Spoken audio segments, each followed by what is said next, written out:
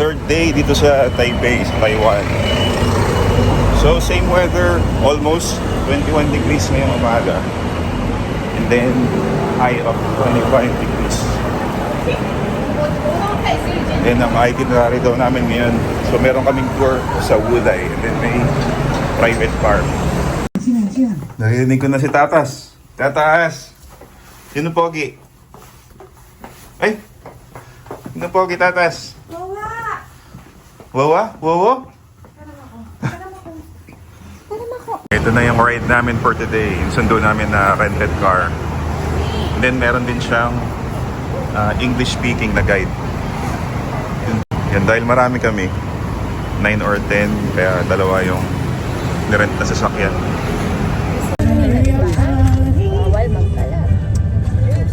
The yung sounds namin dito. What is happening? Daming shit. Where's the wingsuit? Idlip muna kami dahil almost 1 hour pa yung biyahe to Wulai. Wulai Clan.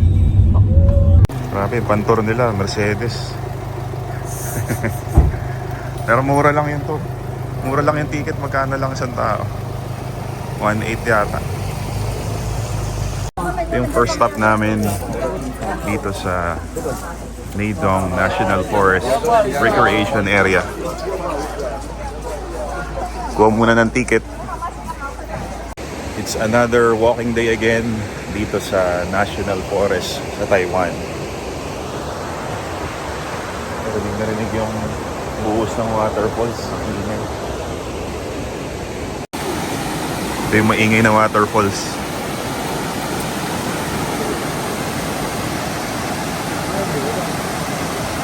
Oh no, iniwan ka ng mama mo. Paiyak ka. No, no more mama.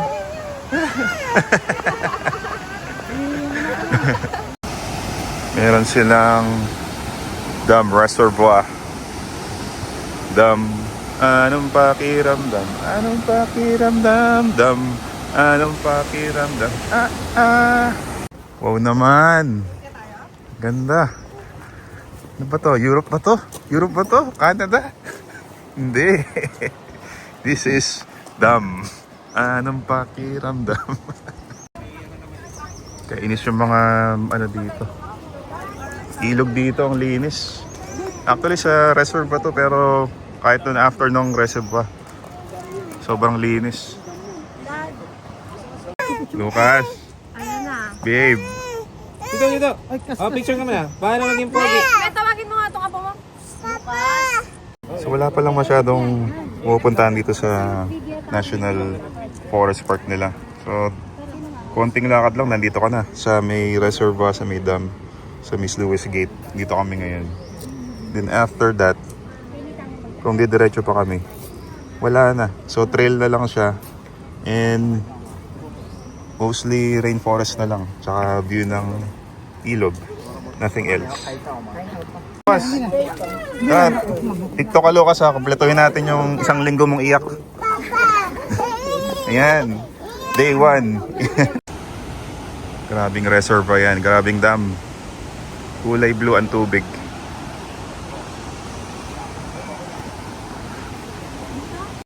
Grabe talaga yung network nila dito sa Taiwan when it comes to internet connection. So nandito sa may National Forest na walang resident, I got 91 Mbps speed test. And even dun sa places na konti yung residents na dadaanan namin, I still got 80 Mbps.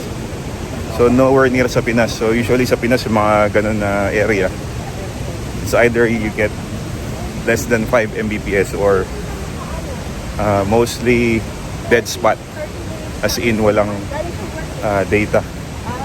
Yun lang, sana all moment lang para sa Pinas versus Taiwan. Ito yung side ng pwede kang pumanik papunta dun sa may waterfall view, pero ayaw na nila eh. Mukhang madulas yung daan dahil mukhang umulan dito eh. Okay, next stop na kami. 10 minutes lang mula dun sa National Forest, dito sa may malaking falls. Okay. So dito magke-cable car kami. Papunta doon sa kabila para ma-view namin yung waterfalls. So medyo pricey yung ticket namin dito. It's 300 Taiwanese dollars. Pero di daw yun yung usual na price eh. So medyo mas mahal dahil holiday pala today. Okay, here we are. Ito na yung cable car going up dun sa taas ng falls. So ang ganda naman ng view dito. Ang linis talaga ng mga river nila dito. Tapos ang lalaki ng bato. Then well preserved yung mga mountain nila. Ayan, punong-puno ng halaman at puno. Sa other side yung waterfalls. Oh, ito yung waterfalls.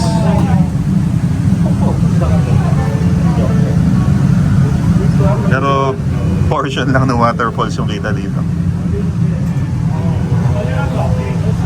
Ito na yung isang part pa ng waterfalls. Mas mataas na part niya.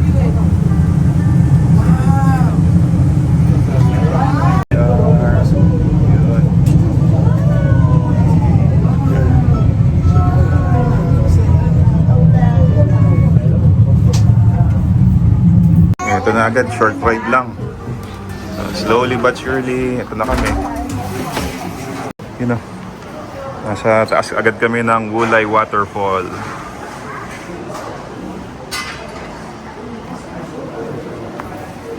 Ito pala dito sa taas, another side ng waterfall again. And dito mukhang magandang mag-picture taking.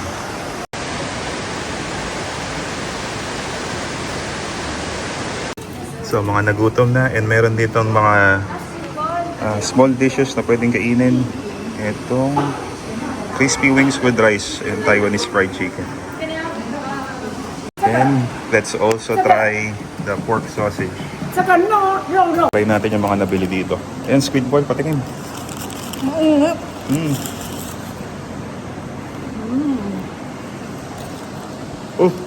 Baho ako.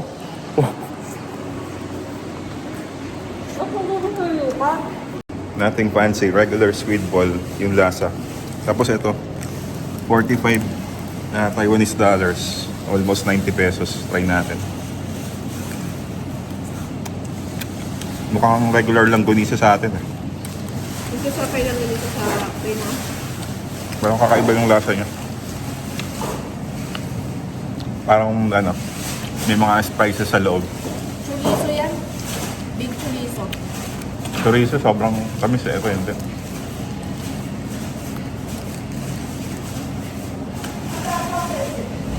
Pwede na. Kailangan lang sauce ng squid balls. Kulang kanin. Ito na yung Taiwanese fried chicken na in-order dito sa may Wulai Waterfall. Tikman natin.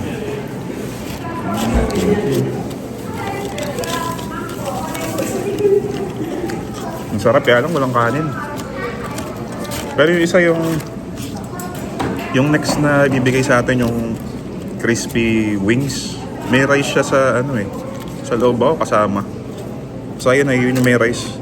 Wala ka mo order na separate rice. Umorder ka ng mayonnaise slice? Kaya to. Rice talaga. Rice is life, kaya lang walang ano. Walang order ng separate rice.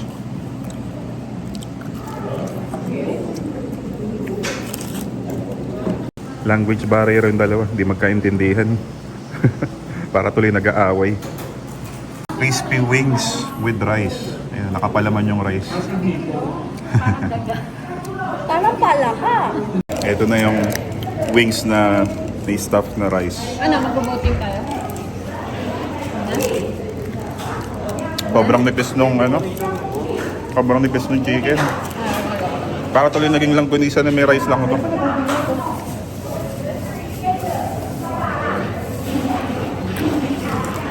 Pero okay din. Sarap din ng rice. Yan, proof daw na chicken wings talaga. Ayan o. Ubus ang rice. Almost rice lang yung nakain. 80 yun. Ito talagang, ano, kala ko, ano siya eh. Kala ko dalawang chicken wings na stuff yung rice. Yung pala, isang rice lang talaga. Lucas, nakahanap ka ng laruan.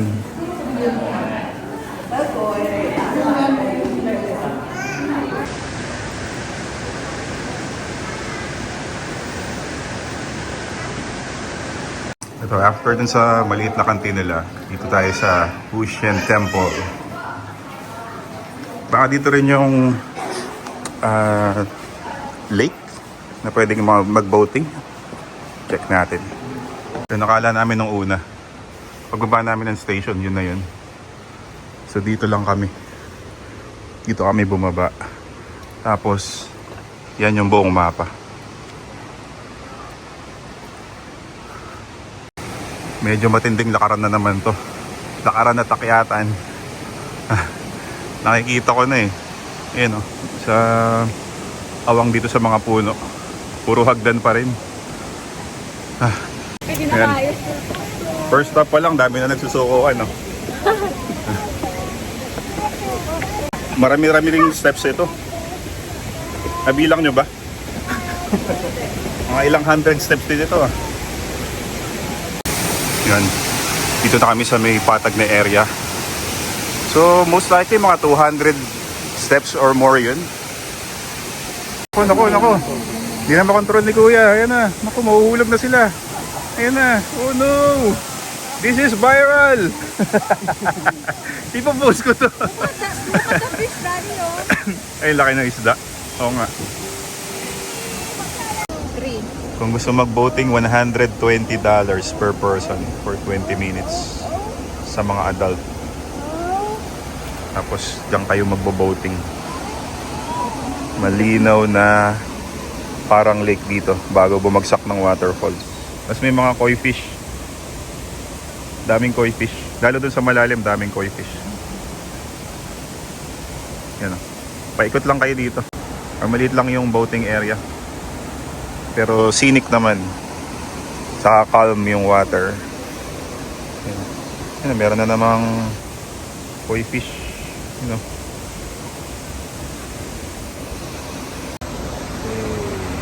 Dito tayo sa may Wulay Waterfall area. Yan, pwede kang mag-boating dito. 120 lang. So almost 400 plus dalawang tao. So expensive. And then ang liit lang nung boating area. Tapos may chance kang mahulog sa waterfall. Akala ko fountain to. Pero translate ko. Ayun, nakalagay na pala. Sink, do not drink. So diretso pala to or galing sa sewage. May hotel pa pala sila dito. Yan, we welcome ka ni Santa Claus na may bit-bit na Winnie the Pooh. So, Yun Shen Hotel.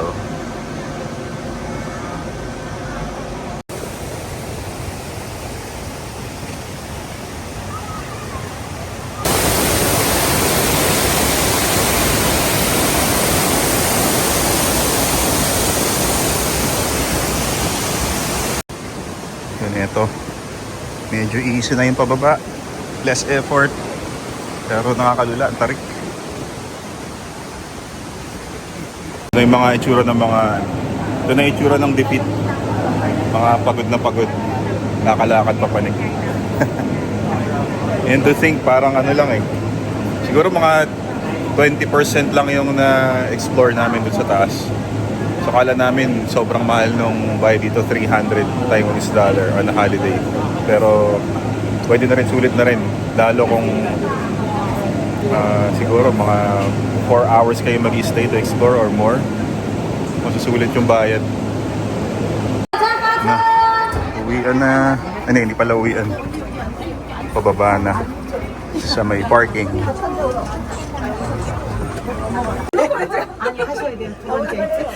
Pa kami dito ngayon, pababa.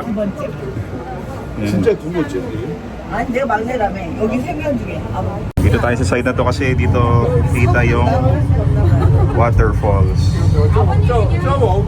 Asa na ang waterfalls? 나 이거 어리거든요. Yun ang waterfalls.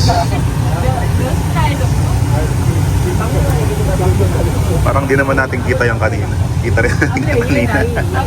Pala yung pinakamalaking waterfalls niya. Yung diretso na sa ilog. Yan o. Taas.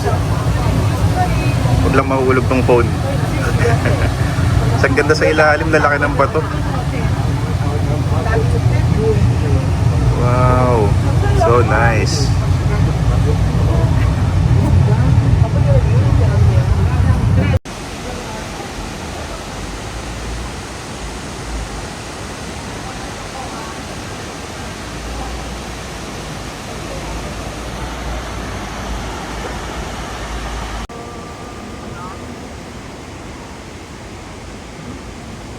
Punong-puno yung cable car nila. Pero stable.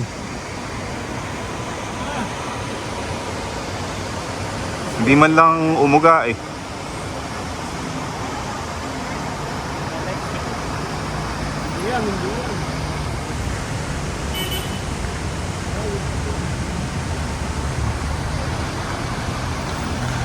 Yun na. So short ride lang. Parang 2 minutes lang yata itong cable car ride o wala pa. Saan tayo pupunta? Ano? Wulay Old Street? Yes. Ah, okay. So tabi lang pala nung station ng cable car dito sa Wulay Waterfall. Papunta doon sa Wulay Old Street. 2 minutes walk. And papakainin daw kami ng traditional na snack dito sa Taiwan.